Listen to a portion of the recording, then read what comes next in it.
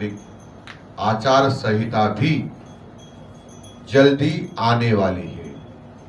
वह दिन दूर नहीं जब कोई 4-4 बीवियां रख करके 25-25 बच्चे पैदा करेगा।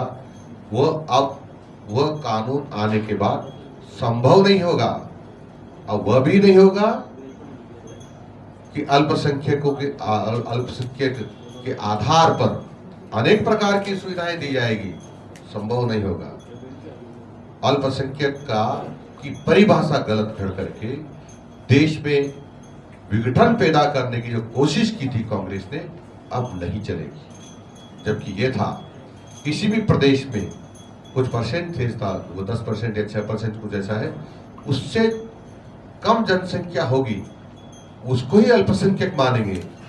लेकिन दुर्भाग्य देखिए, कांग्रेस का बेवकूफपना देखिए, जहां पर 100% अल्पसंख्यक है, वो है जो इनकी तथाकथित परिभाषा के अनुसार 100% अल्पसंख्यक है, वहां भी उनको अल्पसंख्यक माना जा रहा है, जबकि वो बहुसंख्यक माना जाना चाहिए था। गलत तरीके से गलत परिभाषा खड़ करके इस प्रकार का यत्न किया गया और देश का बहुत बड़ा धन लुटाया गया। अब वो चलने वाला नहीं है, क्योंकि समान आचार संहिता होगी, नागरिक आचार संहिता होगी, तभी चलने वाला नहीं। मित्रों, आपको ये सुनकर बहुत आश्चर्य होगा कि 2014 के पहले इस देश में जो टोटल टैक्स इकट्ठा होता था और जिसको सामान्य भाषा में कहे सरकार को आमद नहीं होती थी, वो लगभग 5 लाख करोड़ रुपए थी। अभी 20 लाख करोड़ रुपए से ज्यादा तो केवल जीएसटी है। अन्य सारे मिला दें तो मेरा अनुमान है लगभग 35 लाख करोड़ रुपए इकट्ठे हो रहे हैं सरकार के खजाने में। तो प्रश्न ये उठता है, वो 30 लाख करोड़ रुपए कौन खा रहा था? और ये दिक्कत तो महंगाई बढ़ गया तो पैसा इतना नहीं होगा, तो कम से कम वो 25 लाख करोड़ तो होगा। तो 25 लाख करोड़ रुपए को कौन खा रहा था? ये कांग्रेस के लोग उन 25 लाख करोड़ रुपए को डकार रहे थे। यानी इससे ज्यादा भ्रष्टाचारी पार्टी विश्व के किसी भी देश में नहीं होगी। जितनी भ्रष्टाचारी चार इस कांग्रेस ने किया है, यानी हमारी जनता का 25-25 लाख करोड़ रुपए प्रति वर्ष ये खा गए। अब इससे ज्यादा क्या कह सकते हैं इनके लिए, डकैतों के लिए, चोरों के लिए और भ्रष्टाचारियों के लिए? इससे बड़ा उदाहरण हमारे पास नहीं। मित्रों, हमारे लाखों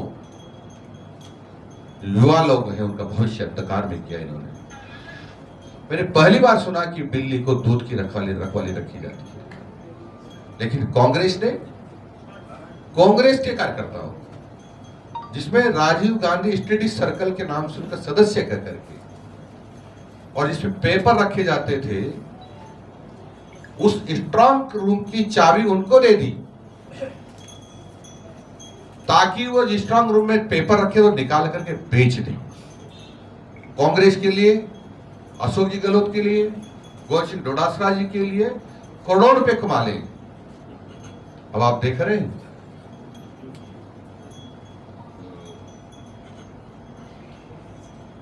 ईडी और जिनका एसओजी ग्रुप है, उसकी सुई अब इनकी तरफ घूम रही है। छोटी छोटी मछलियां पकड़ में आ गई है।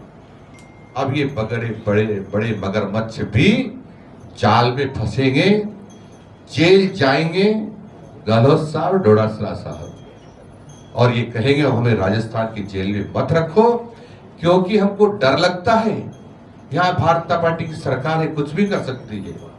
तो फिर हमारे पास ऑप्शन नहीं बचेगा, इनको तिहाड़ जेल में डालें, जहां पर केजरीवाल जी के साथ मिलकर के ये सब षड्यंत्र रचते रहे कि भारतीय जनता पार्टी से आगामी 5 साल बाद जो चुनाव आएंगे उसमें कैसे जीता जा सकता है। और उनका वहाँ जाना होगा। तो सबसे पहले तो मैं जिलाध्यक्ष के नाते आपसे क्षमा चाहता हूँ कि सूचना वो थी, किंतु हमारे पास में जैसे शिवराज सिंह जी चौहान हैं, ऐसे ही राजस्थान में कद्दावर नेता और हाड़ौती में अपनी एक विशिष्ट पहचान स्थापित रखने वाले कैबिनेट मंत्री सम्माननीय मदन जी दिलावर भी हमारे मध्य विराजमान है।